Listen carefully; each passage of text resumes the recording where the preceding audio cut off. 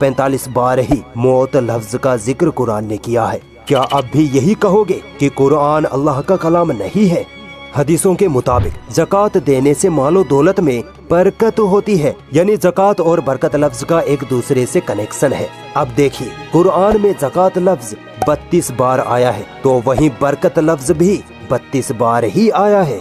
इबलीस जो सारे शैतानों का सरदार है, कुरान में इबलीस लफ्ज 11 बार आया है। हैरानी की बात है कि कुरान में इबलीस से पनाह मांगने का जिक्र भी 11 बार ही हुआ है।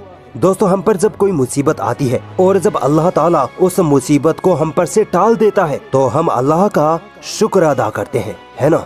अब देखिए, कुरान में मुसीबत लफ्ज 75 मरतबा आया है, तो शुक्र लफ्ज भी 75 मरतबा ही जिक्र हुआ है।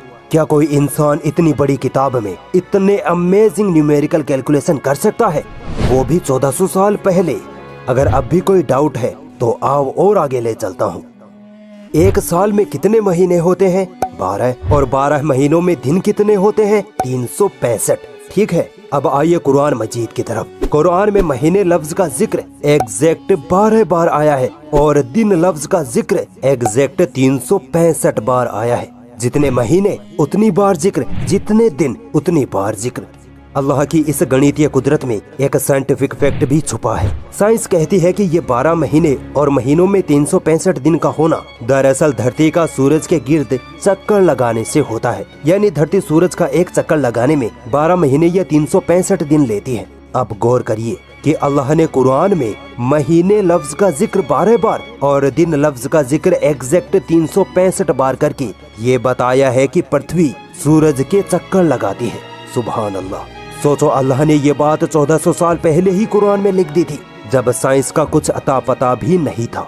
तो बताओ, तुम अपने रब की किन किन निशानियों को झुठलाओगे?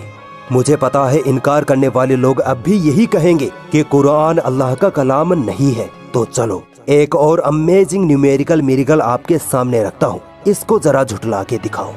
दोस्तों, कुरान में समुद्र लफ्ज 32 मरतबा आया है और जमीन लफ्ज 13 बार आया है। आप सोच रहे होंगे कि ये तो कोई मेल नहीं बैठा, है ना।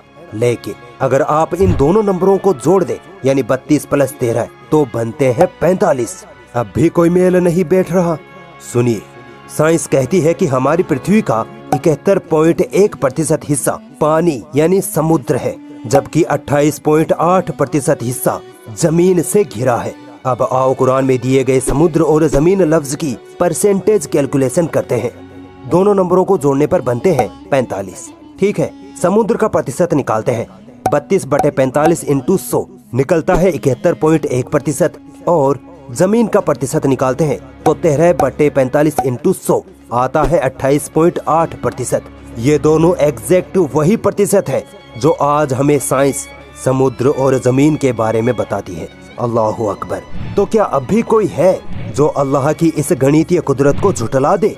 नहीं झुठला सकता। अगर कोई डाउट लगता है तो कुरान में ये सब चेक कर सकते हो।